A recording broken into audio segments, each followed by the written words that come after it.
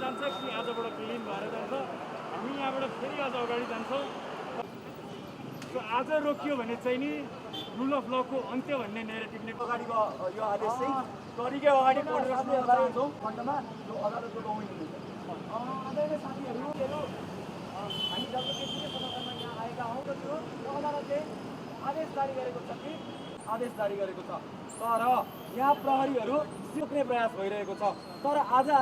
तर यदि आज हामीलाई रोकिन्छ त्यहाँ जान भने यो काठमाडौँका प्रमुख जिल्ला अधिकारी जनकराज दाहाल र यो फिल्ड सम्हालिरहनुभएका डिएसपीहरू विरुद्ध हामी अदालतको अवहेलना विरुद्ध मुद्दा दर्ता गर्नेछौँ र उहाँहरूलाई कठघरामा उभ्याउनेछौँ।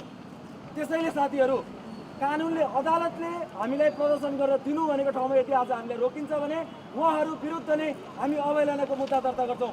त्यसकारण प्रहरी साथीहरूलाई मेरो आग्रह छ सिडिओले दिएको मौखिक आदेश मान्नुहुन्छ कि यहाँ अदालतले दिएको यो आदेश मान्नुहुन्छ।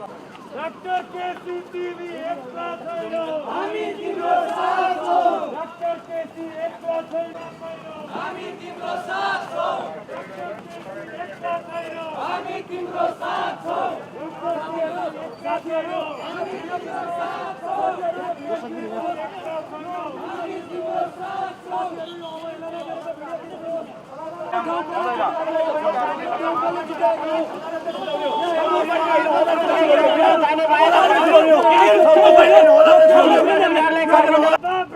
लाल सलाम